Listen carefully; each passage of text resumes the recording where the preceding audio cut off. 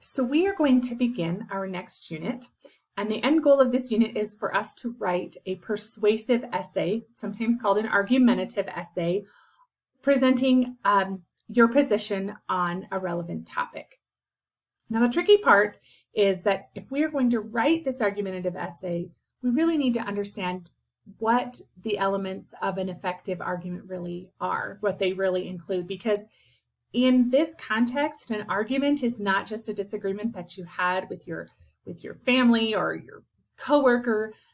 We are really trying to make a case for a position that we have on a certain topic. So we want to make sure that we have a valid argument, and Dwight is always great. Your argument is invalid. False. Arguments are based on opinion, and all opinions are valid, which makes your statement invalid. And it's just funny. So really, though, are all opinions valid? Is it a valid argument simply because you believe it? I think we might actually need to modify what a valid argument is, because a valid argument really is based on facts and opinions. This is one of my favorite quotes. We use it all the time. It's from Mary Poppins when Mr. Banks says, "Madam, kindly do not attempt to cloud the issue with facts." And sometimes in our discussions that we have with people, or some of the rants that you see on social media, this is the position of a lot of people. They do not want to cloud the issue with facts. For our argument papers and for our learning how to really form an argument, we want to make sure that we are completely clouding the issue with facts, that we are using facts and using them in a logical way. So as we begin to make an argument, it's really important that we make sure we know the facts. And that's probably going to require us to do some research.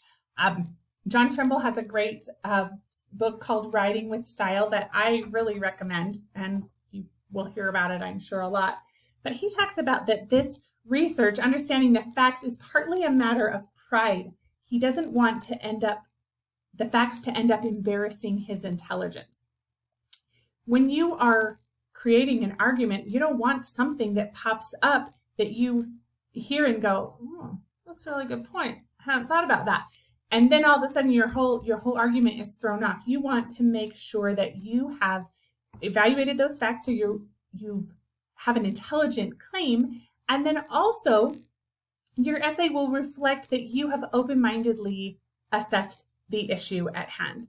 Now, as a class for this unit, we are going to do that together. We are going to look at some of the facts on our three relevant topics. And we will take the time to understand some of those topics, and we will take some time to discuss them with the facts so that we can feel on better sure footing to make our claim. So after we have looked at the facts, we are going to make a claim. And a claim is basically, here's my position and here's why any sensible person would accept it. That's how Trimble actually puts it. But this is your opinion, but it's not just your opinion just because I think it's nice. This is your opinion, and this is why you should believe it. This is the sensible part. This is where the facts have come in. And so after you have determined your position and you want to show why any sensible person would accept your opinion and why they would consider it valid beyond the fact that it's just your opinion and opinions can be valid, that's what's going to encompass the rest of your argument. So we start with evidence, and evidence can come from multiple sources. Testimony from experts or authority, research-based facts and statistics, references to history or religious texts, and I didn't include this on the slide, but eyewitness accounts. That would be experts or authority, so that you know the experience of individuals. This is the evidence that you will want to cite when making an argument, whether in a paper or in a discussion.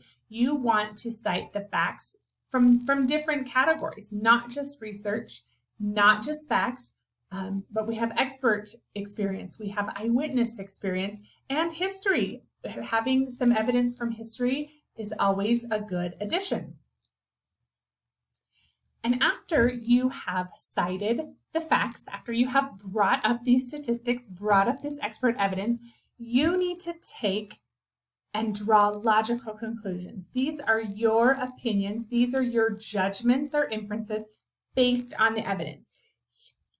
Here is the statistic, and this is what it means for me. This is the reasoning step. And so these are opinions of sorts, but they're not just random out there opinions. They are logical conclusions that your reader or your listener can understand, and they can see how you got from the evidence to your position. And that reasoning, those opinions need to be based on the evidence, but they also need to show your thinking. We can't just throw facts at people. That doesn't really do it for us. We need to take those facts and to connect the dots. We need to show why those facts support our claim, our position on a certain topic. Now, as we make the claim, we are going to be appealing to different parts of a person's psyche. And in academia, we talk about logos, pathos, and ethos. And when we talk about logos is an appeal to your logic. It's an appeal to reason. When you are using a logos argument, you are citing statistics. You are citing the graph. Here are the numbers. Here is the solid evidence right in front of you. How can you refute this? That is an appeal to someone's logos. Now, when we appeal to pathos, that is an appeal to emotions. How can you not feel this? Do you even have a heart if you cannot understand this situation the way that I do it? Doesn't it make you angry that, etc., and so forth? And so as we are doing our reasoning, we take the evidence and we might use that different reasoning to appeal to a different parts of the psyche of our reader or our listener. And the final appeal is an appeal to ethos. And ethos can be looked at in two different ways. It can be the ethics, like this is just right, this is right or wrong. But it also appeals to our sense of credibility. So when we have an expert witness, they are a credible source. That is appealing to the character. That's appealing to our ethos because we understand the character of this expert validates this argument. And also it's just the right thing to do. So there's the ethics and the credibility of the argument there with the ethos. And what's really fascinating, not just in an argument, but in everyday life, and especially in advertising, to look at how these three types of reasoning are used. And advertisers, oh my goodness, are they appealing to your pathos like all the time? You will be so happy if you buy this product. You will be so sad if you miss out on this concert. And a lot of our political arguments get so ugly because we kind of are skipping logos and ethos and we go straight to pathos, and we start to we get angry and we appeal to that emotion and sort of spirals out of control. So a well-rounded argument is going to include reasoning from all three of these schools of thought.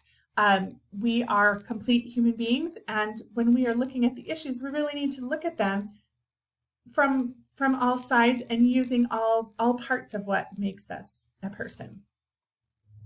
So as we discussed before, it is important for a well-rounded argument to address the other side, to present a counterclaim and show how it fits into their reasonable argument. This shows that you are well-read, that you understand the complicated nature of your issue. And it also gives you an opportunity to anticipate the places which your reader or your listener may disagree with you.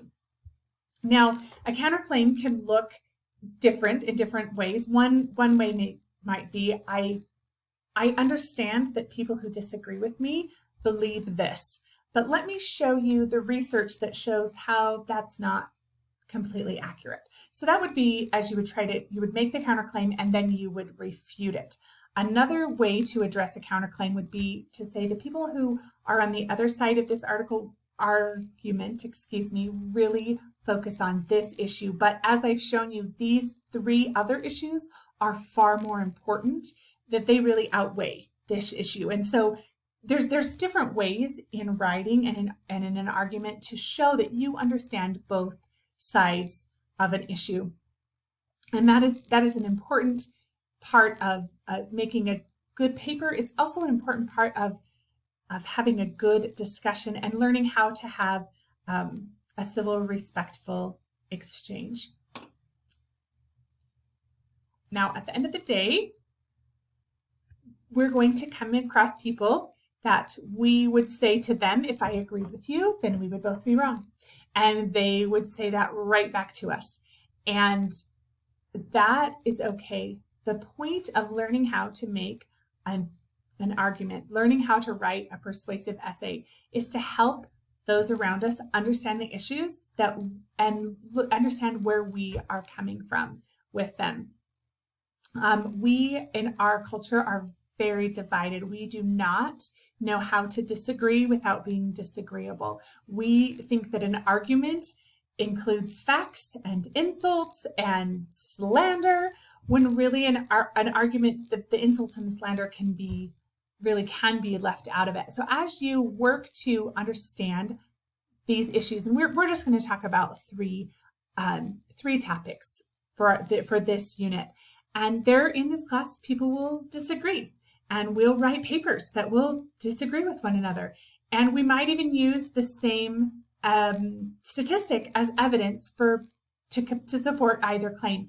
And it's important, living in a multicultural, very diverse society, that we understand how that argument works and that we learn how to discuss complicated issues without it turning ugly, and that we can really work together to find solutions to some of these complicated issues.